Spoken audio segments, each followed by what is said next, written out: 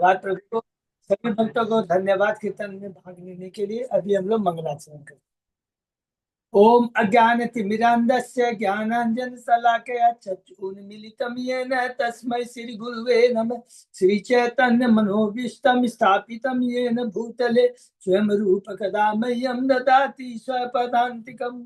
वन्देऽहं श्रीगुरु श्रीयुतपदकमलं श्रीगुरु वैष्णवांश श्रीरूपं साग्रजातं सहगण रघुनाथं पितं तं सजीवं स्वाधेतं सावधूतं परिजं सहितं कृष्ण चैतन्य देवं श्री राधा कृष्ण पादान सहगण ललिता श्री विशाखाभितांत च।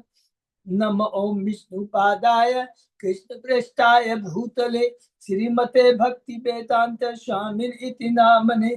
नमस्ते सारस्वती देवे गौरवाणी प्रचारिणे निर्विशेषा शून्यवादी पाश्चात देश तारिणी। वांछा कल्पतरुभ्यस्य कृपा सिन्धुभ्य च पतितानां पावनेभ्यो वैष्णवेभ्यो नमो नमः। नमो महावदान्याय कृष्ण प्रेम पदायते कृष्णाय कृष्ण चैतन्य नामने गौरत्पिसे नमः। हे कृष्ण करुणा सिंधु दीन बंधु जगतपते गोपेश गोपिका कांत राधा कांत नमस्तुते। तप्त कांचन गौरांगी राधे वृंदावनेश्वरी वृषभानुसुते देवी प्रणमामि हरिप्रिय। नीलांचल निवासाय नित्याय परमात्मने बलभद्र सुभद्रायां जगन्नाथाय ते नमः। जय श्री कृष्ण चैतन्य प्रभु नित्यानंद श्री अद्वैत गदाधर श्रीवासादि गौर भक्तवृंद। मुखं करोति वाचालं पंगुलंघे गिं यत्कृपातमहं वन्दे श्री गुरुं दीनतारिणं परमानंद माधवं श्री चैतन्येश्वरम्। हरे कृष्ण कृष्ण कृष्ण हरे हरे हरे राम राम राम हरे हरे। शिष्य मंगलाचरण की जय, शिला प्रभुपाद की जय। हरे कृष्णा। आज की चेतन चरितामृत चर्चा में सभी भक्तों का हार्दिक स्वागत है। सभी भक्तों के चरणों में मेरा सादर धर्म प्रणाम है। राधा माधव राधा गोविंद परम वैष्णव गुरु आचार्य परम भागवतों की कृपा से हम सब भक्त लोग मिलकर श्री चेतन चरितामृत के ऊपर में कई दिनों से चर्चा कर पा रहे हैं। आदि लीला के समाप्ति की तरफ हम हैं। अध्याय 16 के अंदर में महाप्रभु की किशोर लीलाएं, और अभी तक जो हमने 15 अध्याय में जो भी चर्चा की है बहुत संक्षेप में दोहराते हैं। प्रथम जो हमने 7 अध्याय पढ़े हैं वो पूरा तत्व से भरा है। राधा तत्व, कृष्ण तत्व, नित्यानंद तत्व, अद्वैताचार्य और ये पंच तत्व। प्रथम जो 4 अध्याय हैं 7 में से 6 मंगलाचरण के श्लोक को कवर करता है, और उसके अंदर में कृष्ण तत्व के बारे में हम लोग पढ़ते हैं। पहला अध्याय के अंदर में कृष्णराज कविराज गोस्वामी कहते हैं, कृष्ण गुरु भक्त शक्ति अवतार प्रकाश कृष्ण ए छाय रूपे कौरे न विलास। कि भगवान स्वयं कृष्ण गुरु भक्त शक्ति अवतार तथा प्रकाश के रूप में स्वयं को प्रकट करके विलास करते हैं।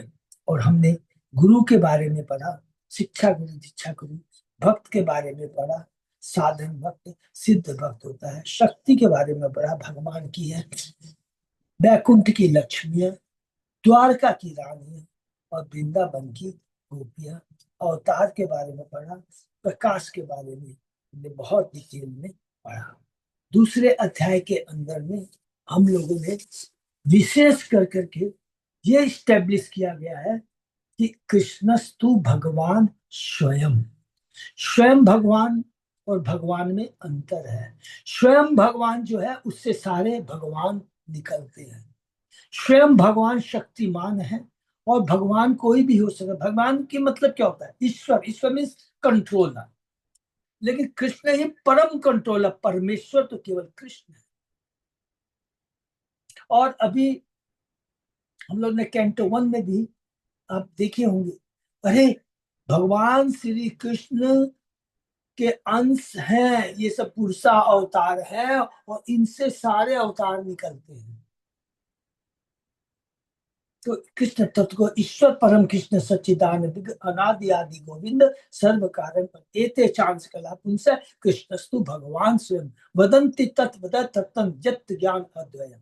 ये 3 श्लोक है, बहुत इंपॉर्टेंट श्लोक है, जो कि चेतन चेतन में और कहीं नहीं मिलेगा इतना सुंदर, बहुत सुंदर किस्म। दूसरे अध्याय में, तीसरे अध्याय में भगवान के अवतार के बहुत साधारण बाहरी कारण है, सबने पढ़ा है कि भगवान ने जो कृष्ण प्रेम का आदान प्रदान किया वो विचलित नहीं किया, वो करना चाहते थे। कलयुग आ गया था, कलयुग का युग धर्म हरिनाम संकीर्तन, और तीसरा अद्वैताचार्य ने हुंकार लगाई।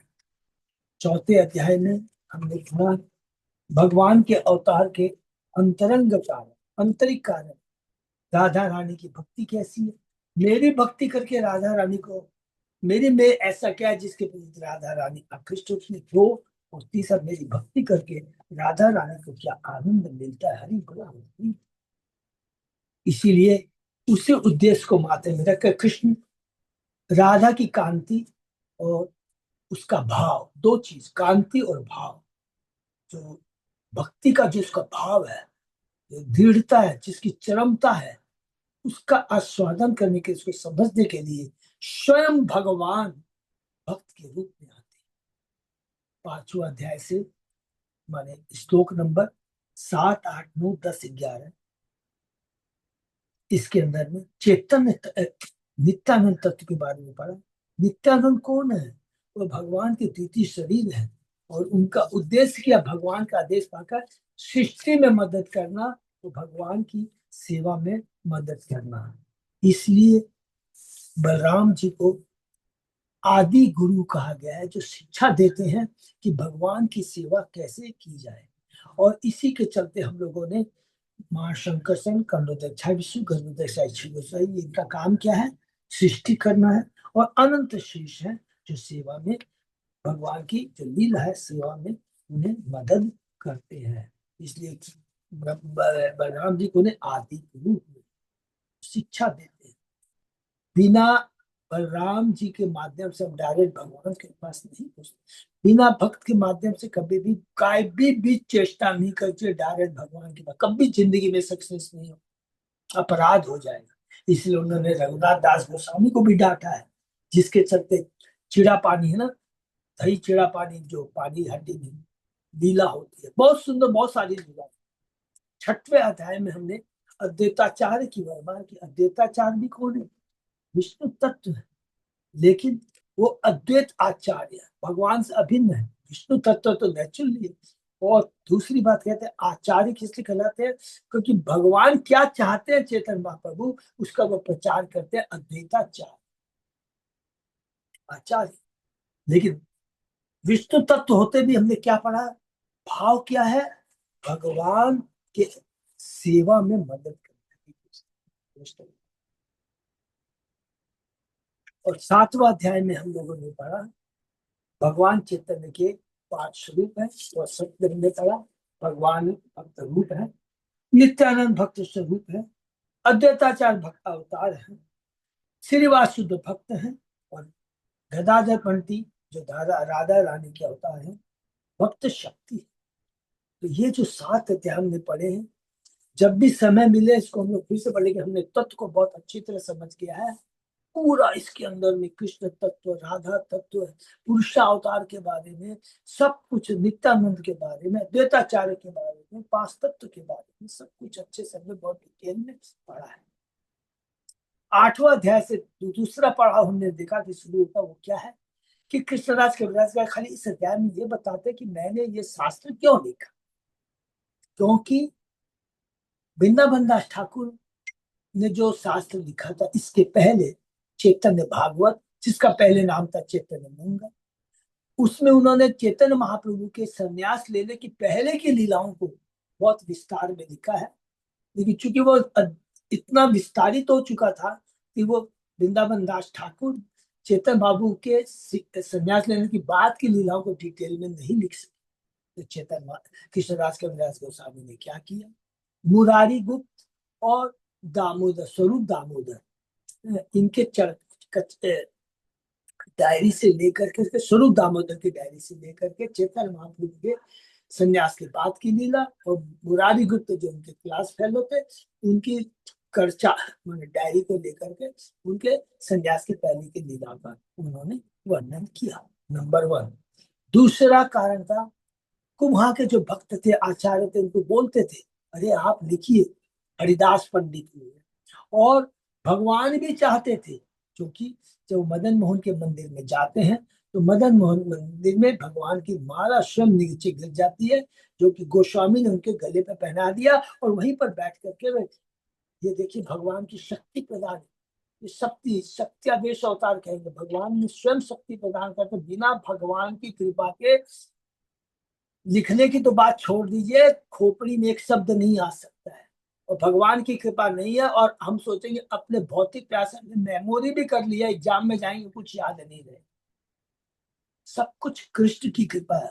हम समस्त चार विधि संदिष्टो मत स्मृति ज्ञान। ये चीज अध्याय 8 में हमने सीखा कि भगवान की कृपा, गुरु की कृपा। गुरु कौन हो गए, किसको गुरु मानते हैं? वो अपना वृंदावन दास ठाकुर को मानते हैं। वैसे उनको बहुत लिखा है, रघुनाथ दास गोस्वामी की कृपा, मदन मोहन। 9वें अध्याय में भक्ति का कल्प वृक्ष, चेतन महाप्रभु ने क्या किया? भक्ति का वृक्ष को रोपण किया, अपनी इच्छा से उसको सींचा, और उसके बाद में कहते हैं कि देखो ये वृक्ष तो मैंने लगा दिया है, लेकिन मैं अकेला क्या क्या काम करूंगा, आप सब लोग आइए मिलकर मुझे मदद कीजिए। और फिर 10वां 11वां 12वां 3 अध्याय में हमने सीखा क्या? कि बिना हमको तैयार करना है, भक्तों को अपने गाइडेंस में तैयार करना है, तभी तो वो भक्ति लता का जो बीज है वो बढ़ता चला जाएगा। उसमें शाखाओं के बारे में हमने पढ़ा। चैतन्य महाप्रभु की शाखा है 3 जगह की, हम लोगों ने पढ़ा।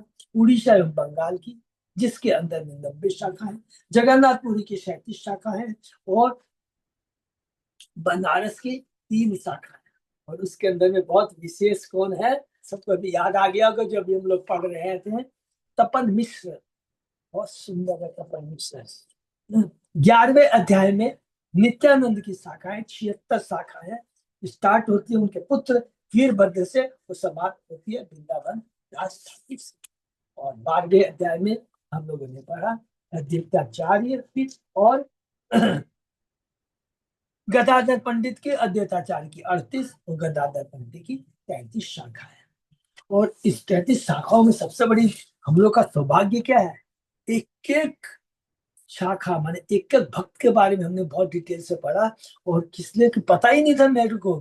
ये तो भक्तों की, जब देखा कि उसमें विशेष करके किसका योगदान हमने पढ़ा, भक्ति सिद्धांत सरस्वती ठाकुर।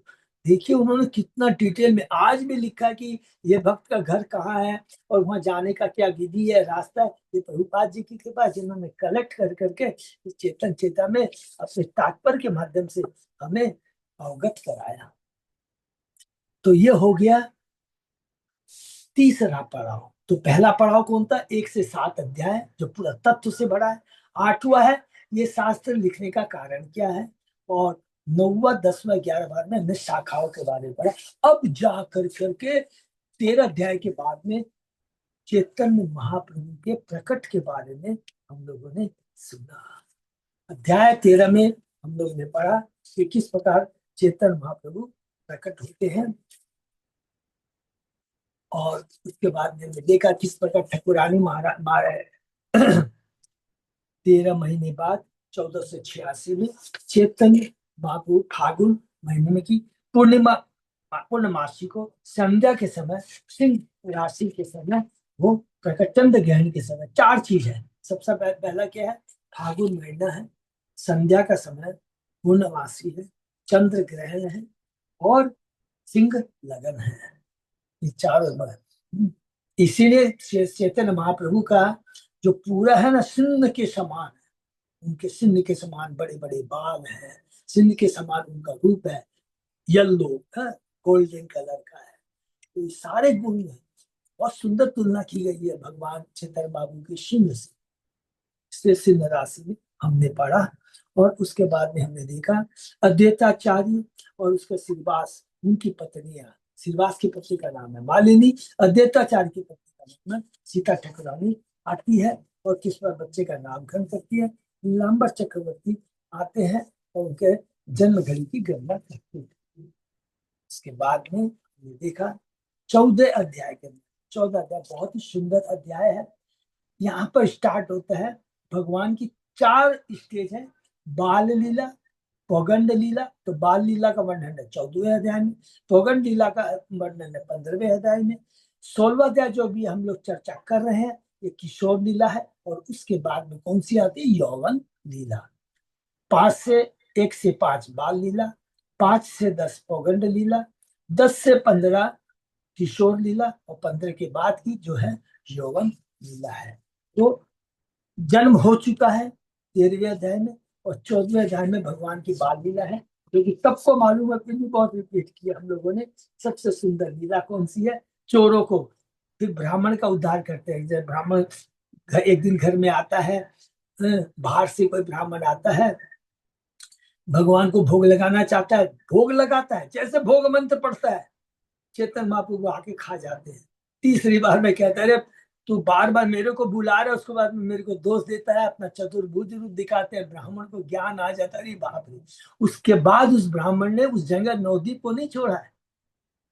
बहुत सुंदर है कि चैतन्य भागवत में इसका बहुत सुंदर वर्णन है। और अलग अलग बहुत सुंदर हम लोगों ने ये पढ़ा बाल लीला के बारे में। 19 अध्याय में 14 15वें अध्याय के अंदर में हमने देखा थोड़े बड़े हो गए हैं, शिक्षा लेने के लिए जाते हैं, पढ़ाने के लिए नहीं, शिक्षा लेने के लिए। 5 से 10 एक एक चीज को अच्छे से ध्यान रखिए। तो किसके पास जाते हैं? उनके गुरु को है गंगादास पंडित, उनके घर में जाते हैं। उसके बाद में उसमें हमने पढ़ा उनके बड़े भाई विश्व रूप है, कैसे वे संन्यास लेकर के चले जाते हैं। हमने वहां पर देखा कि जब विश्व स्वरूप है, बहुत सुंदर है, चले जाते हैं, तो जगन्नाथ मिश्र को बहुत दुख होता है, और उसके बाद में उनका देहांत हो जाता है, और महाप्रभु को बहुत दुख होता है। महाप्रभु ने तुरंत क्या किया? लक्ष्मी देवी से ब्याह कर लिया। ये हमने पढ़ा 15वें अध्याय।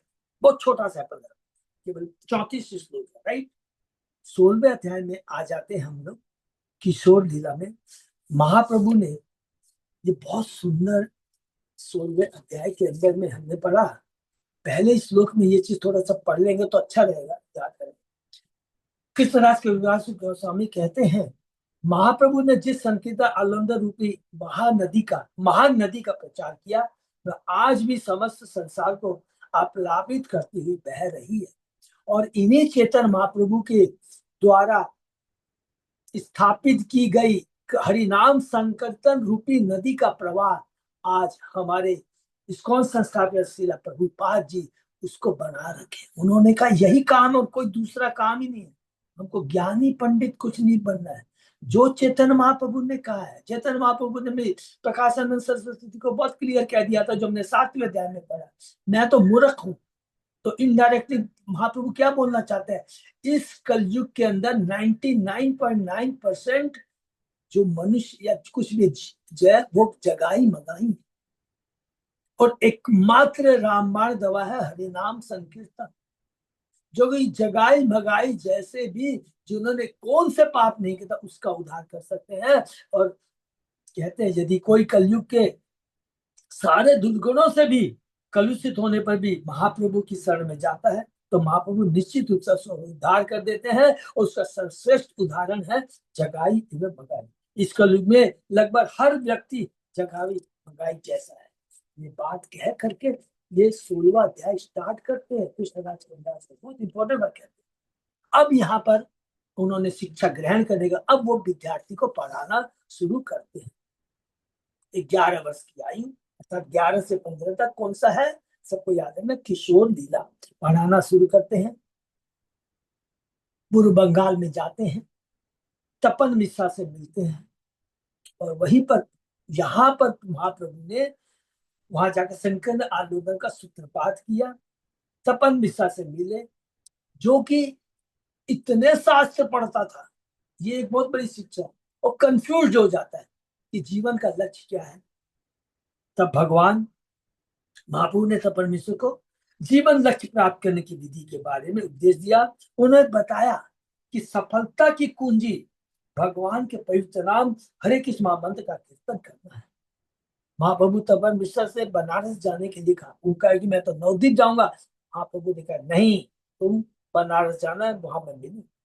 और इधर में क्या होता है, महाप्रभु की जो अर्धांगिनी है लक्ष्मी देवी, जो बैकुंठ लोक से आई थी, भगवान की विरह को सह नहीं सकती है। बहुत बड़ी शिक्षा है। एक पल भी लक्ष्मी जी भगवान के चरण को नहीं छोड़ती है, और विरह में आकर करके जहां से आई थी बैकुंठ लोक में चली गई।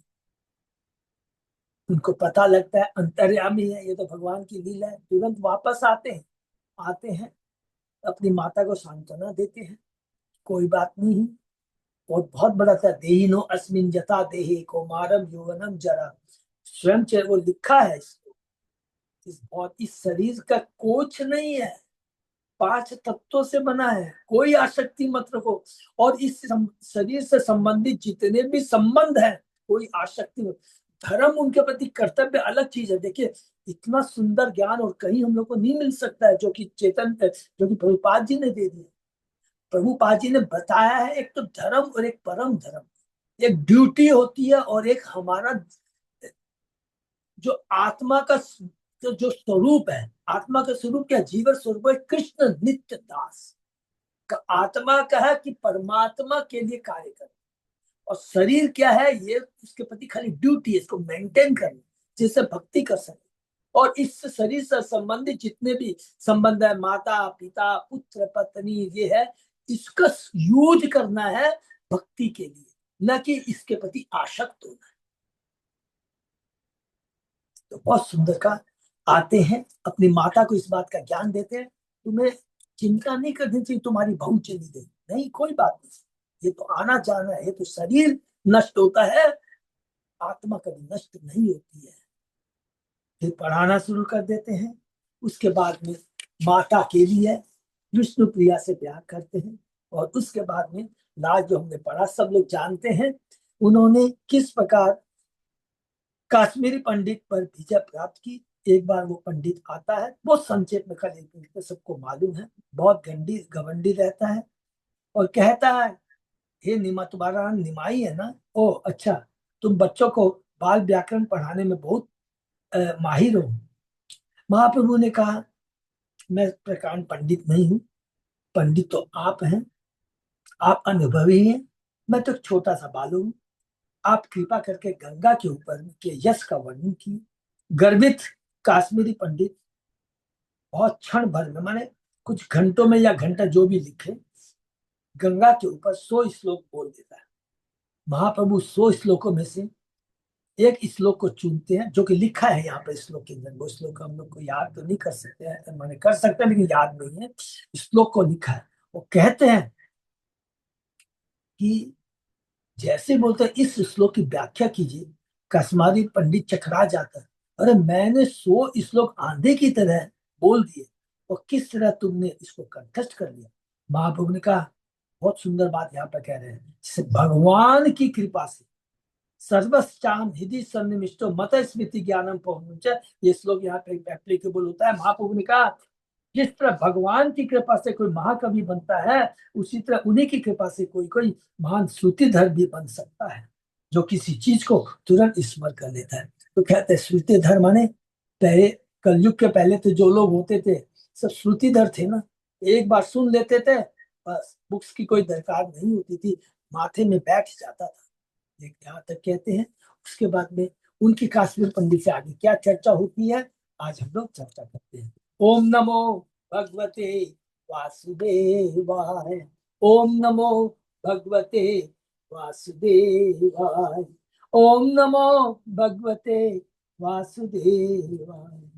चेतन चंद्र में आदि लीला अध्याय 16 श्लोक नंबर 45। बहुत बहुत धन्यवाद। अच्छी चलिए दासपुरी।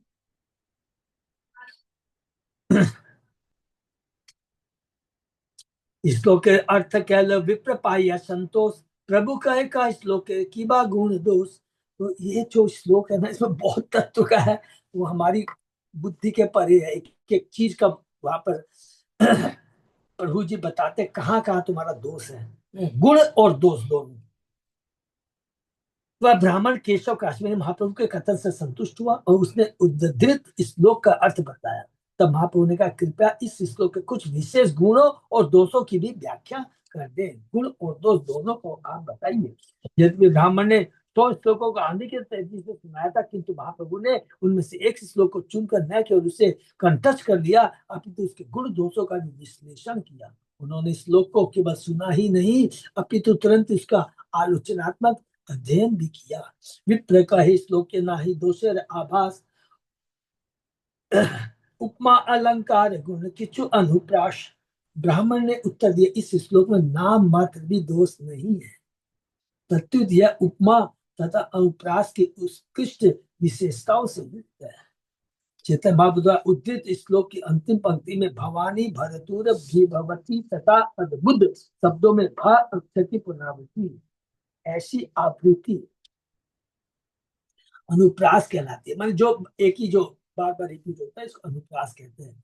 लक्ष्मी देव तथा विष्णु चरण कमलो उत्पत्ति में उपमा अलंकार आया, जो अलंकारिक सौंदर्य को प्रकाशित करता। गंगा जल है एवं लक्ष्मी सौभाग्य की देवी, किंतु जल तथा व्यक्ति वास्तव में एक से नहीं होते, अतः यह तुलना अलंकारिक है।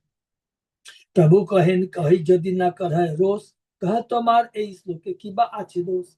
महाप्रभु ने कहा, हे महाशय, यदि आप रुष्ट न हो, आप नाराज न हो, तो मैं कुछ कहूं क्या? आप इस श्लोक के दोषों की व्याख्या कर सकेंगे?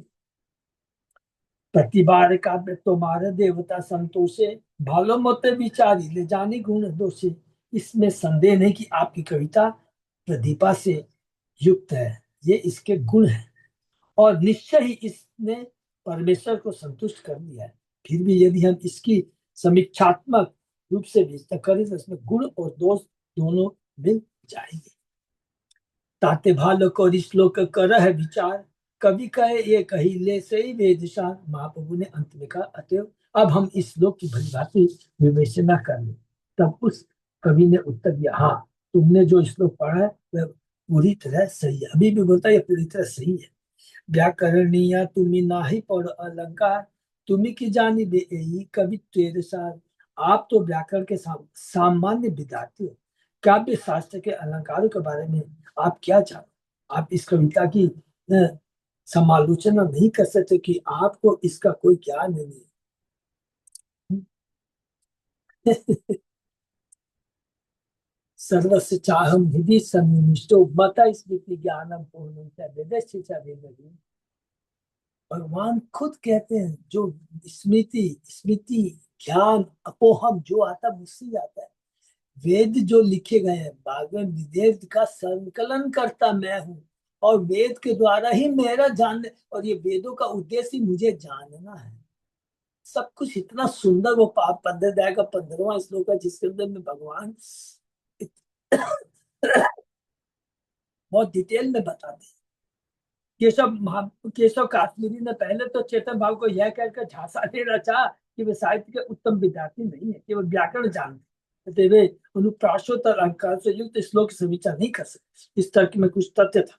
जब तक कोई वैध न हो तब तक वह दूसरे वैध की आलोचना नहीं कर सकता। इसी तरह वकील हुए बिना इस उद्देश्य वकील की आलोचना नहीं की जा सकती। इसलिए केशव भारती ने पहले महाप्रभु की स्थिति की अवमानना की। क्योंकि महाप्रभु उस पंडित के लिए मात्र व्याकरण के विद्यार्थी थे, तो फिर वे उस जैसे महाकवि की आलोचना कैसे कर सकते? इसलिए महाप्रभु ने कवि की आलोचना भिन्न ढंग से की। उन्होंने कहा कि यद्यपि वे साहित्य में पारंगत नहीं है, किंतु उन्होंने दूसरों से सुना है कि ऐसी कविता की समालोचना किससे करनी चाहिए, और चूंकि वे श्रुतिधर है, इसलिए वे समालोचना की ऐसी विधि को समझ सकते हैं। प्रभु कहे, अतएव पूछिए तुम्हारे विचार्य गुण दोष बुझाइए हमारे। श्री महाप्रभु ने विनीत भाव से कहा, चूंकि मैं आपके स्तर का नहीं हूँ, इसलिए मैंने आपसे अनुरोध किया कि आप अपनी कविता के गुण दोष व्याख्या करके मुझे सिखाइए। ना ही पढ़िए अलंकार कोरिया चिशवन, ताते ए श्लोक देखी बहु दोष गुण। निश्चय ही मैंने अलंकार शास्त्र नहीं पढ़ा, किंतु मैंने बड़े लोगों से इस संबंध में सुना है, अतः मैं इस श्लोक की समीक्षा कर सकता हूँ और इसमें अनेक दोष और अनेक विशेषताएं ढूंढ सकता हूँ। कोरियाची शरण मैंने सुना है, यह कथन इस दृष्टि से अत्यंत महत्वपूर्ण है कि प्रत्यक्ष अध्ययन करने या अनुभव करने की अपेक्षा सुनना अधिक महत्वपूर्ण है।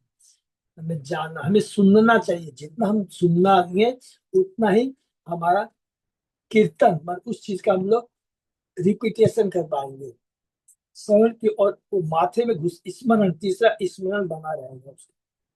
यदि कोई सुनने में पटु हो और उपयुक्त व्यक्ति से सुने, उपयुक्त माने बोनाफाइड व्यक्ति से सुने, तो उसका ज्ञान तुरंत ही पूर्ण हो जाता है। यह विधि श्रोतपंथा अर्थात प्रामाणिक सत्ता से सुनकर ज्ञान प्राप्त करना कहलाती है। उसको क्या कहते हैं? श्रोतपंथा। सारा वैदिक ज्ञान इसी सिद्धांत पर टिका है कि प्रामाणिक गुरु के पास जाकर वेदों के प्रामाणिक कथन सुने जाए। पूर्ण ज्ञान प्राप्त करने के लिए उच्च कोटि का साहित्यिक व्यक्ति होना आवश्यक नहीं है। हाँ, पूर्ण व्यक्ति से पूर्ण ज्ञान प्राप्त करने के लिए मनुष्य को सुनने में दक्ष होना चाहिए। यह अवरोह पंथा या विधि कहलाती है। ऊपर से जो नीचे आती है, आरोह नहीं, अवरोह। कवि कहे कह दे कि कौन गुण दोष, प्रभु कहे न कहे सुन ना करियो रोष। कवि ने कहा जरा देखो तो आपने कौन कौन से गुण और दोष ढूंढे हैं। महाप्रभु ने उत्तर दिया, मैं कह रहा हूँ, कृपया आप रुष्ट हुए बिना सुने। बोल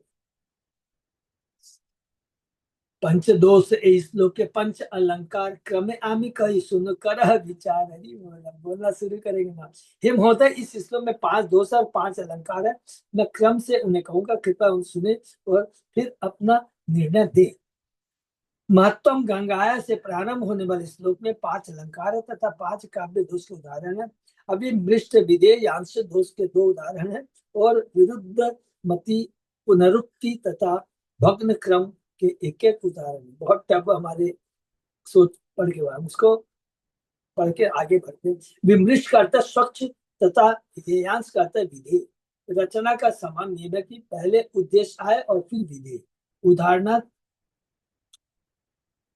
सब्जेक्ट और प्रेडिकेट हम लोग ने अंग्रेजी में जो पश्चिम पढ़ा है। उदाहरण संस्कृत व्याकरण से यदि कोई कहे कि यह पुरुष विद्वान है तो उसकी रचना ठीक, किंतु यदि कोई कहे विद्वान यह पुरुष है तो गलत है। तो पुरुष और विद्वान, सब्जेक्ट और प्रेडिकेट, पुरुष से रिलेटेड आया है एडजेक्टिव टाइम। बहुत डिटेल में इतना पढ़ेंगे तो बहुत देरी हो जाएगा। है तो उस पुरुष के बारे में कहा गया कि पुरुष कैसा है, विद्वान है। तो पहले विद्वान है उसके गुण को करके फिर पुरुष के बारे में बताया, ये ठीक नहीं। तो यह पुरुष विद्वान है तो इसकी रचना ठीक है, किंतु यदि कोई कहे विद्वान यह पुरुष तो यह रचना क्रमबद्ध नहीं है। ऐसा दोष अभिमृष्ट विधेयांश दोष, अर्थात विधेय को बाद में आने, सब्जेक्ट को पहले आने चाहिए, प्रेडिकेट बाद में आया है, तो पहले प्रेडिकेट को ला करके सब्जेक्ट को बाद में डालेंगे तो ये गलत हो जाता है। इसलिए कहा है विधेयांश दोष अर्थात अशुद्ध रचना कहलाता है। इस श्लोक का उद्देश्य है गंगा की महिमा, मतलब एकदम यह शब्द तो गंगा की स्तुति से पहले आना चाहिए था, न कि बाद में। जो बात ज्ञात है उसे अज्ञात से पहले आना चाहिए, जिससे इसका अर्थ गलत न समझा जाए। अभिमृष्ट विधेयांश दोष का दूसरा उदाहरण द्वितीय श्री लक्ष्मी रीव शब्दों में मिलता है। इस रचना में द्वितीय शब्द विधेय अर्थात अज्ञात है। अतः द्वितीय श्री लक्ष्मी रीव समाज बनाने में द्वितीय जो अज्ञात है उसे पहले रखना दोषपूर्ण है। द्वितीय श्री लक्ष्मी रीव का उद्देश्य गंगा की तुलना लक्ष्मी से करना था, किंतु इस दोष के कारण सामासिक शब्द बरामद बन गया है। तीसरा दोष विरुद्ध मति है जो भवानी भर्तु में पाया जाता है। भवानी भव अर्थात शिव जी के पत्नी का दोष है। चूंकि भवानी का अर्थ ही है शिव पत्नी, अतः उसके साथ भर्ता पति शब्द जोड़कर समास बनाना, जिसका अर्थ शिव जी के पत्नी का पति। शिव जी की पत्नी है नियम विरुद्ध है, क्योंकि इससे ऐसा लगता है कि शिव पत्नी का कोई और अन्य पति भी था। शिव की पत्नी का पति, शिव की पत्नी का पति, तुम्हारे शिव की पत्नी का और भी कोई दूसरा पति है, क्योंकि शिव का तो नाम ले दिया है, फिर बाद में पति क्यों बोला। तो शिव की पत्नी का पति से ये कंफ्यूजन शुरू होता है कि पत्नी माने माता पार्वती का कोई दूसरा पति भी था क्या। चौथा दोष पुनरुक्ति का है, जो विववती क्रिया में जहाँ रचना समाप्त हो जानी चाहिए किंतु उसके भी आगे व्यर्थ का विशेष अद्भुत गुणा लगा हुआ है। पांचवा दोष भग्न क्रम है। इस श्लोक की प्रथम तृतीय तथा चतुर्थ पंक्तियों में अनुप्रास है जो तरह शब्दों के कारण, किंतु द्वितीय पंक्ति में ऐसा अनुप्रास न होने के कारण क्रम का भंग हो गया। हरि बोल। तो ये 5 दोष यहाँ बताते हैं। अभिमृष्ट विधेयांश दुई ठाई चिन्ह विरुद्ध मति भग्न क्रम पुनरात दोष चिन्ह। इस श्लोक में अभिमृष्ट विधेयांश दोष 2 बार आया है और विरुद्धमति, भग्न क्रम तथा पुनरात दोष एक एक बार आए। गंगार महत्व श्लोक के मूल विधेय इदम शब्द अनुवाद पाचे अविधेय। इस श्लोक का मुख्य अज्ञात विषय विधेय, गंगा का महत्व, महत्तम गंगाया है, और ज्ञात विषय उद्देश्य सब्जेक्ट माने इदम सबसे सूचित होता है जो अज्ञात के बाद रखा हुआ है। तो पहले विधेय और उसके बाद में उद्देश्य, सब्जेक्ट को बाद में, और विधेय आगे कही पाछे कही ले अनुवाद, यही लागी श्लोक के अर्थ करी आछे बात। क्योंकि आपने ज्ञात विषय को उद्देश्य या अनुवाद को अंत में रखा है, और जो अज्ञात है विधेय है उसे प्रारंभ में रखा है। पुरुष क्या है? पुरुष विद्वान है। तो पहले आपने विद्वान को लिख दिया, अरे विद्वान कौन है? पुरुष है, तो पहले पुरुष को लिखना पड़ेगा, पुरुष विद्वान है, नहीं तो गड़बड़ हो जाएगा। अच्छा, रचना दोषपूर्ण है तो शब्दों का अर्थ संदेहजनक हो गया है। अनुवादम अनुक्तो एव न विधेयम उदीरियेत उदीरियेत न ही अलब्ध आस्पदम किंचित कुत्रचित प्रतिष्ठति। सर्वप्रथम ज्ञात का उल्लेख किए बिना अज्ञात को स्थान नहीं देना चाहिए, क्योंकि जिसकी ठोस आधारभूमि नहीं होती उसे कहीं भी स्थापित नहीं किया जा सकता है। जो ज्ञात है माने पुरुष, उसको पहले लिखना है, नहीं तो कंफ्यूजन होता है। यह श्लोक 81 तत्व से। द्वितीय श्री लक्ष्मी इहा द्वितीयत्व विधेय समास गौण हेलो शब्दार्थ गेलो छय। द्वितीय श्री लक्ष्मी शब्द में द्वितीय लक्ष्मी होने का गुण अज्ञात है। इस समास के बनाने से अर्थ गौण हो गया और अभिष्ट मूल अर्थ खो गया। द्वितीय शब्द विधेय ताहा पोड़िल समासे लक्ष्मी समता अर्थ कौरिल विनाश। चूंकि द्वितीय शब्द विधेय अज्ञात है, अतः इस समास में लक्ष्मी की समता का जो भी अभिष्ट अर्थ था नष्ट हो गया। अभिमृष्ट विधेयांश यही दोष नाम और एक दोष आचे सुनब साधवान। अब एक और दोष बताते हैं, न केवल अभिमृष्ट विधेयांश का दोष ही है, अपितु एक अन्य दोष भी वो क्या, जिसे मैं आपको इंगित करने जा रहा हूँ, कृपया ध्यान पूर्वक सुन। भवानी भक्ति शब्द दिले पाई संतोष विरुद्ध मति कृत नाम यही महादोष। यहाँ पर एक अन्य महान दोष है, आपने अपने पूर्ण संतोष के लिए भवानी भक्ति शब्द रखा, किंतु इसमें विरुद्ध मतिकृत नामक विरोधाभास का दोष है। भवानी शब्द का ही महादेव गृहिणी तार भरता कहले द्वितीय भरता जानी। तुमने जो लिखा शिव की पत्नी का पति, तो शिव की पत्नी, शिव की पत्नी क्या? पार्वती। पार्वती का और कोई दूसरा पति है क्या शिव के अलावा? तो इसलिए कहता है द्वितीय भरता जानी। भवानी का शब्दार्थ शिव जी की पत्नी, किंतु जब हम उनके पति का उल्लेख करते हैं तो इससे यह निष्कर्ष निकल सकता है कि उनका कोई दूसरा पति भी है। शिव पत्नी ने भरता इया सुनित विरुद्ध विरुद्ध गति कृत शब्द शास्त्र न शुद्ध। यह सुनना विरोधाभासी लगता है कि शिव जी की पत्नी का एक दूसरा पति है। साहित्य में ऐसे शब्दों के प्रयोग से विरुद्ध मतिकृत नामक दोष उत्पन्न होता है। ब्राह्मण पत्नी भरतार हस्त देहदान शब्द सुनिते है द्वितीय भरता ज्ञान। यदि कोई कहे कि यह दान ब्राह्मण की पत्नी के पति के ब्राह्मण की पत्नी के पति के हाथ में दे दो, तो इस विपरीतार्थी शब्दों को सुनते ही हम तुरंत समझ सकते हैं ब्राह्मण पत्नी को कोई दूसरा पति भी है। ब्राह्मण की पत्नी के पति, ये सब हम लोग हमेशा कंफ्यूज करने के लिए हम लोग भी कभी कभी इस तरह के बात यूज करते हैं। अच्छा ये बताओ तो इसका मतलब क्या हुआ? तो बहुत ही कंफ्यूजन बता रहे।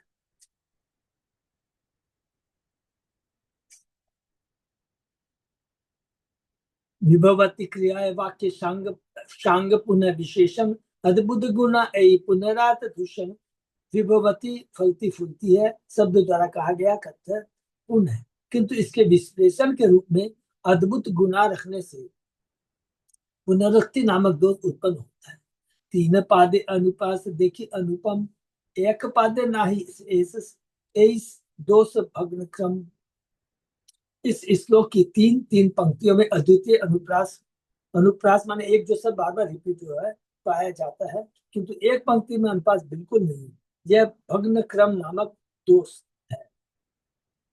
एक लाइन में अनुप्रास है लेकिन दूसरे लाइन में अनुप्रास नहीं है, माने कोई शब्द का रिपीटेशन नहीं। यद्यपि ये श्लोक आचे पंच अलंकार, यही पंच दोष श्लोक केलो छार खार छार खार।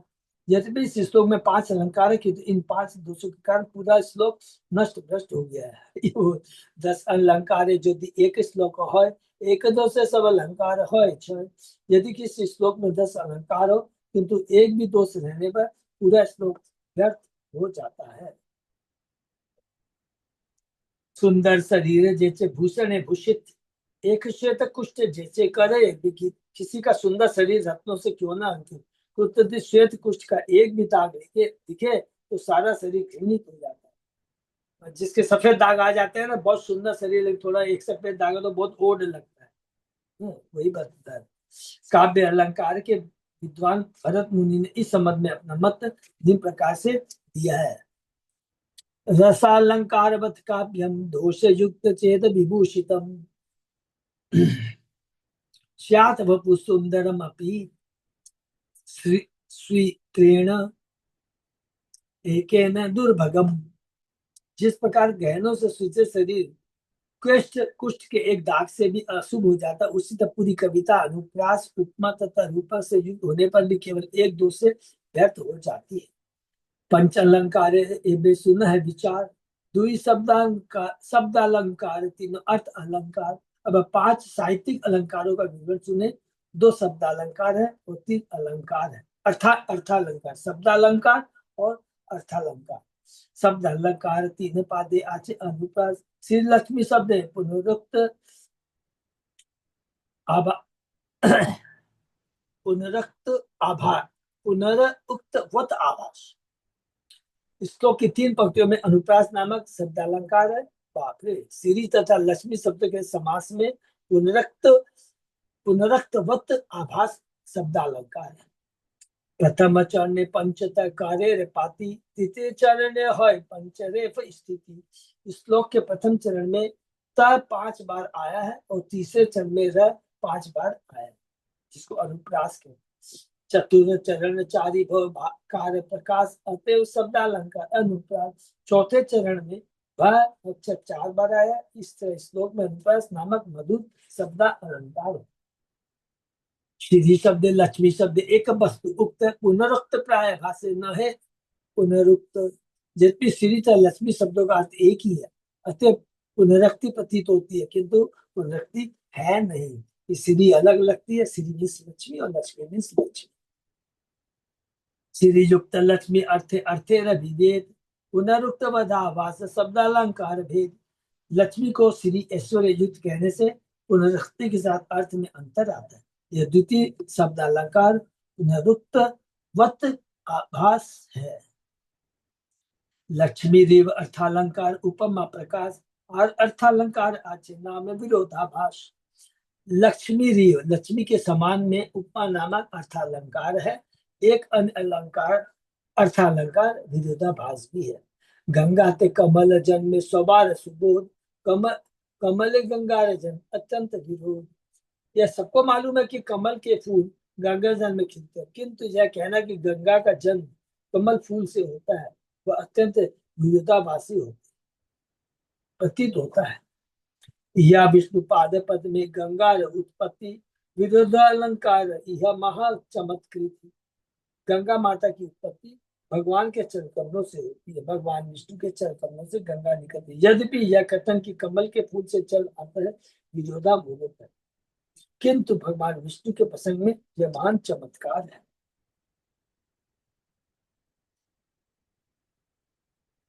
ईश्वर अचिंत शक्ति गंगा प्रकाश ही आते विरोध नाई विरोध आभास। गंगा की उत्पत्ति में भगवान के अचिंत शक्ति के कारण तनिक भी विरोध नहीं, भगवान के चरणों से तो निकली है। यद्यपि यह विरोधाभास जैसा प्रतीत होता है। सारे वैष्णव दर्शन की केंद्रीय बात भगवान विष्णु की अचिंत शक्ति को स्वीकार करना।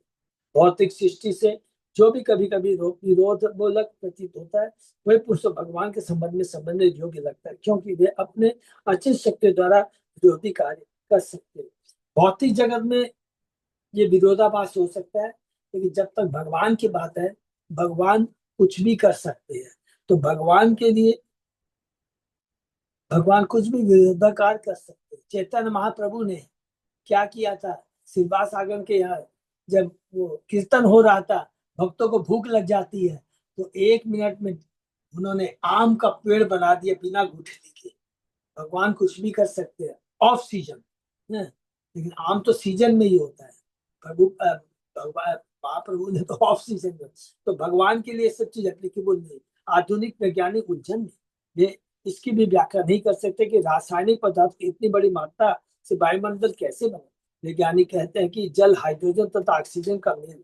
किंतु जब ये बहुत सुंदर है, किंतु जब पूछा जाता है कि हाइड्रोजन ऑक्सीजन की इतनी बड़ी मात्रा कहाँ से आई और किस उनके मिलने से बड़े बड़े सागर बने, तो उत्तर नहीं दे पाते, क्योंकि वे नास्तिक है जो ये स्वीकार नहीं करती कि प्रत्येक वस्तु जीवन से आती है। इनका उनका मत यह है कि जीवन की उत्पत्ति पदार्थ से होती है। इतने सारे रासायनिक पदार्थ कहाँ से आते हैं? इसका उत्तर यह है कि ये पूर्ण पुरुषोत्तम भगवान की अचिंत शक्ति से उत्पन्न होते हैं। हरि बोल। सारे जीव भगवान के अंश है और उनके शरीर के अनेक रासायनिक पदार्थ उत्पन्न होते हैं। उदाहरणार्थ नींबू का वृक्ष एक जीव है जो अनेक नींबू उत्पन्न करता है, और हर नींबू के भीतर काफी सिट्रिक अम्ल होता है। इसलिए यदि एक शुद्ध जीव भी जो परमेश्वर का अंश मात्र इतनी अधिक मात्रा में रासायनिक पदार्थ उत्पन्न कर सकता है, तो फिर पूर्ण पुरुषोत्तम भगवान के शरीर में न जाने कितनी शक्ति होगी। हरि बोल। हम तो उनके अंश है। एक अंश जब इतने रासायनिक कहते हो कि पदार्थ उत्पन्न कर सकता है, तो भगवान जो कि परम अंश है, माने परमात्मा है, तो वो कुछ भी कर सकते, वो तो अंशी है, हम तो अंश हैं। वैज्ञानिक पुत्र यह नहीं बतला सकते संसार के सारे रासायनिक पदार्थ कहाँ तैयार किए जाते हैं, किंतु भगवान की अचिंत शक्ति को स्वीकार करने पर इसे पूरी तरह समझाया जा सकता है। इस तरह को अस्वीकार करने का कोई कारण नहीं है। जहाँ भगवान के अंश रूप जीवों में इतनी शक्ति है, जब भगवान के जो अंश रूपी जीव इतनी शक्ति है, तो स्वयं भगवान में न जाने कितनी शक्ति होगी। हरि बोल। जैसा कि वेदों में कहा गया, नित्य नित्याना चेत चेताराम, वे नित्य में नित्य है और सारे जीवों में प्रमुख व्यक्ति है। दुर्भाग्यवश नास्तिकवादी विज्ञान यह स्वीकार नहीं करेगा कि पदार्थ जीवन से आता है। वैज्ञानिक उनके इस सर्वाधिक तर्कहीन तथा मूर्खतापूर्ण सिद्धांत पर बल देते हैं कि जीवन की उत्पत्ति पदार्थ से होती है, भले ही यह बिल्कुल असंभव हो। वे अपनी प्रयोगशाला में सिद्ध नहीं कर सकते कि पदार्थ जीवन उत्पन्न कर सकता है, किंतु ऐसे उदाहरण हजारों हैं जो यह दिखाते हैं कि पदार्थ जीवन से आता है। अतएव कृष्णदास कविराज गोस्वामी श्री चेतन चेतावनी कहते हैं कि एक बार फिर पूर्ण पुरुषों ने भगवान को अचिंत शक्ति को स्वीकार करने पर बड़े से बड़ा दार्शनिक या वैज्ञानिक भी भगवान की शक्ति का विरोध करने वाला दावा प्रस्तुत नहीं कर सकता। अगले श्लोक में यही व्यक्त हुआ है। अंबुजम अंबुनि जातम जातम क्वचित अपि न जातम अंबुजात अंबु मूर अंबु मूर विद्धि। इसको फिर से पढ़ते, अंबुजम अंबुनि जातम क्वचित अपि न जातम अंबुजात अंबु मूर मूर विधि तत् विपरीतम अंबुजात महानदी जाता। हर कोई जानता है कि कमल के फूल जल में खिलते हैं, किंतु कमल में जल कभी नहीं उगता। फिर भी ये सारे विरोधाभास कृष्ण में अद्भुत रूप से संभव है। गंगा जैसी महानदी भगवान के चरणों से निकलती है। गंगार महत्व साध्य साधन ताहार विष्णु पाद उत्पत्ति अनुमान अलंकार। गंगा नदी की असली महिमा यह है कि वह भगवान विष्णु के शरण कमल से उत्पन्न हुई। ऐसी परिकल्पना अनुमान नामक अलंकार है। स्थूल पंच दोष पंच अलंकार सूक्ष्म विचारिए यदि आश्चर्य अपार। मैंने 5 स्थूल दोषों तथा 5 साहित्यिक अलंकारों पर ही विचार किया, तो यदि हम सूक्ष्म विचार करें तो पाएंगे कि दोषों की गणना कर पाना संभव नहीं है। प्रतिभा कवित्व तुम्हारे देवता प्रसादे, अविचार का भी अवश्य पड़े दोष बाधे। आपको कवि कल्पना तथा प्रतिभा अपने आराध्य देव की कृपा से प्राप्त हुई है। हरि बोल। सरस्वती जी से, किंतु यदि काव्य की ठीक से समीक्षा नहीं की जाती है तो वह निश्चय ही आलोचित होता है। विचारी कवित्व कहले है सुनिर्मल, अलंकार हले अर्थ करे झलमल। यदि विचार पूर्वक कवित्व का प्रयोग किया जाए तो वह अत्यंत निर्मल होता है और रूपकों तथा भाव से वह चमकने लगता है। सुनिया प्रभु रे व्याख्या दिग्विजय विस्मित मुखे नानी सरे भागी प्रतिभा स्तंभित।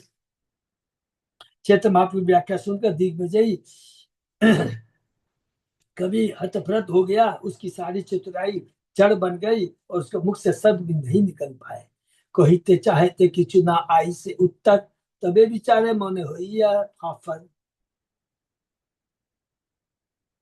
वह कुछ कहना चाहता था किंतु मुख से कोई उत्तर नहीं निकलता था। तब वह अपने मन में इस उलक्षण पर विचार करने लगा।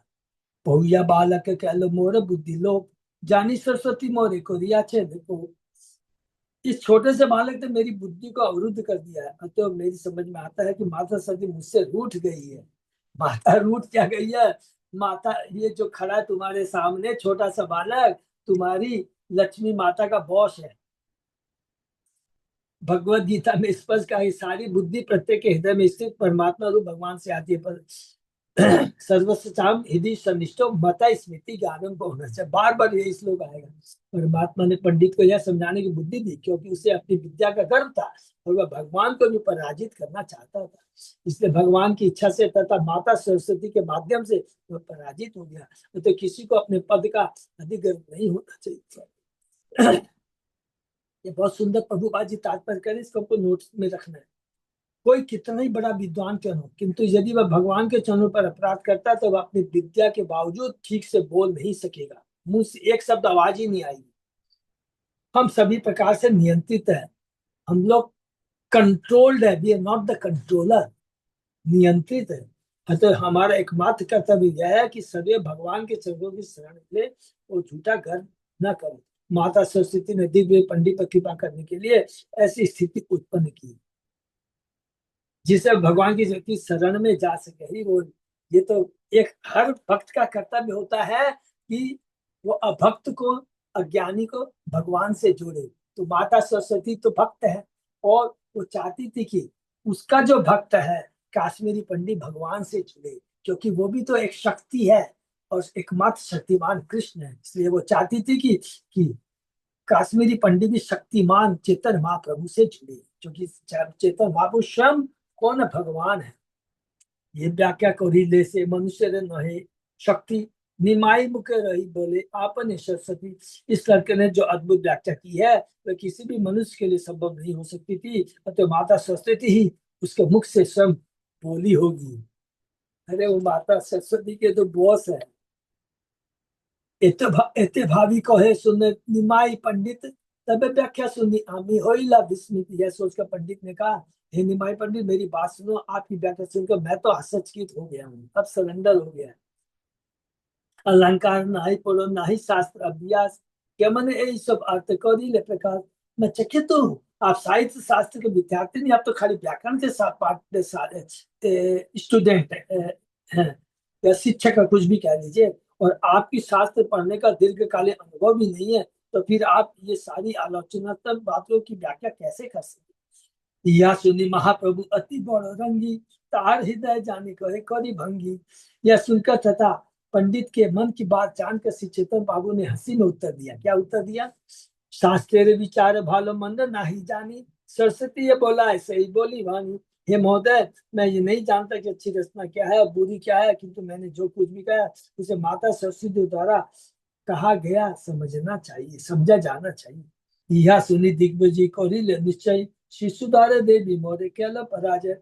जब पंडित ने चेतन महाप्रभु से ये निर्णय सुना तो वह दुखी हुआ और आश्चर्य करने लगा कि माता सरस्वती ने उसे छोटे बालक के माध्यम से क्यों हराना चाहा। हराना नहीं चाहा, तुम्हारे पर कृपा करना चाहा। आजी तारे निवेदिव कोरी जप दयान, शिशु द्वारा कह लो मोरे ए तो अपमान। उस दिग्विजय ने सोचा मैं सरस्वती देवी की स्तुति करूंगा, उनका ध्यान करूंगा, तब उनसे यह पूछूंगा कि आपने इस बालक के माध्यम से ऐसा मेरा घोर अपमान क्यों कराया। वस्तुतः अशुद्ध श्लोक कराई लो, विचार समय तार बुद्धि अच्छी लो। वास्तव में सरस्वती ने उस दिग्विजय को अशुद्ध ढंग से अपने श्लोक रचने के लिए प्रेरित किया था। अरे बोल, क्या सुंदर ये बोलते सीक्रेट, खुद ही माता ने, सरस्वती ने ये श्लोक लिखवाया था, उसके मुख से बुलवाया था, जो कि अशुद्ध ढंग से बना था। यही नहीं, जब श्लोक की व्याख्या हुई तो उन्होंने उसकी बुद्धि पर पर्दा डाल दिया, जिससे से महाप्रभु की बुद्धि जीत गई। तबे शिष्यगण सब हासिले लागिलो, ताशबानी से भी प्रभु करीबे कबीरे कहिलो। जब वह दिग्विजयी कभी इससे परास्त हो गया तो वहां पर बैठे हुए महाप्रभु के सारे से जो जो सस्ते लगे, किंतु श्री चैतन्य महाप्रभु ने उन्हें ऐसा करने से मना किया, तो कभी को इस तरह से संबोधित किया। तुम्हें बड़ो पंडित महाकवि शिरोमणि, जारे मुख्य भाई राय एचे कव्यवाणी। आप बहुत बड़े पंडित तथा सभी महाकवियों में शिरोमणि हैं, अन्यथा इतना अच्छा काव्य आपके मुख से कैसे निकलता। तुम्हारे कवित्व जेनो गंगा जलधार, तुम्हारा सम कवि को तो ना ही देखिए। आपका काव्य चातुर्य निरंतर प्रवाहित करने वाले गंगा जल की तरह मुझे संसार में ऐसा कोई नहीं दिखता जो आपकी बराबरी कर सके। देखिए सब भगवान की कृपा, कितना सुंदर उसको फिर प्रोत्साहन दे रहे। भवभूति जय देव आर्य कालिदास, दशबार कवित्व आज दूसरे प्रकार। भवभूति जयदेव तथा काल जैसे भाग्यों के काव्य में भी अनेक दोष है। जयदेव गोस्वामी कालिदास के बारे में बता रहे। दोष गुण विचार अल्प कोरिमानी, कवित्व करण शक्ति ताहत बखानी। ऐसे दोषों को नगण्य मानना चाहिए, ऐसे दोषों को केवल नगण्य मानना चाहिए।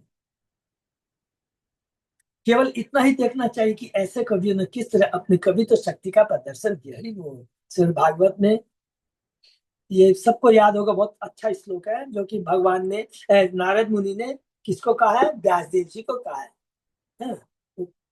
प्रभु अच्युत दास प्रभु, हाँ प्रभु जी। क्या करना है, रोकना है या इसको समाप्त कर देना है? 5-7 मिनट तो लग जाएगा। हाँ 5 मिनट तो पक्का लग जाएगा। ठीक है तो फिर रोक देंगे हैं इसको। तो फिर श्लोक से नेक्स्ट। हाँ 102 से करेंगे, ये बहुत अच्छा श्लोक है। इसको थोड़ा हम लोग डिटेल में पढ़ेंगे, कि माने जस्ट ब्रीफ में बताते हैं। बहुत सुंदर श्लोक है, प्लीज तो जिसको समय मिलेगा ना, हम लोग तो पढ़ रहे हैं तो ये करना पड़ेगा ना, क्योंकि इसमें समय बताया गया ये सारा चीज का जो समरी जो है हम लोग चर्चा करते हैं कि भगवान ने गीता के कौन सा श्लोक है ना, 8वां अध्याय का शायद 28 वेदेश वेदेश सर वो वेदेश मीन्स उसमें क्या बताया है कि जितना भी हम कर्म ज्ञान तपस्या दान कुछ भी कर लीजिए, वो अल्टीमेटली भक्ति के लिए होना चाहिए, अदरवाइज सब बेकार है। और यदि हम भक्ति करते हैं तो क्या होगा, अपने आप ही उससे ज्ञान आ जाएगी। उस भक्ति के अंदर ही तपस्या जुड़ी रहती है, उसी भक्ति के अंदर में ज्ञान जुड़ा रहता है, उसी भक्ति के अंदर ही सारे वेद जुड़े घुसे हुए होते हैं। केवल भगवान की भक्ति करना है, योग चेतन महाप्रभु का एकमात्र उद्देश्य यही है। उनका उद्देश्य है कि जो जगाई मगाई का मतलब ये नहीं हो गया कि बहुत माने फॉर रेगुलेटिव इंस्टॉल कर रहे हैं, सारे जगाई मगाई जो अपने में गर्वित है, धन का गर्वित है और भगवान को नहीं मानता है, नास्तिक है, अपने को दार्शनिक चिंतन में अपने को माहिर समझता है, तो एक ही चीज बोलना चाहते हैं, ये सब बेकार है। यदि और अगर हम कहते हैं मेरे ज्ञानी है मैं, तो ज्ञान का उद्देश्य कृष्ण को जानना होना चाहिए। मैं दान दे रहा हूं तो दान का उद्देश्य होना चाहिए कि हरि नाम का मैं प्रचार कर, वही वास्तविक दान है, वही वास्तविक ज्ञान है।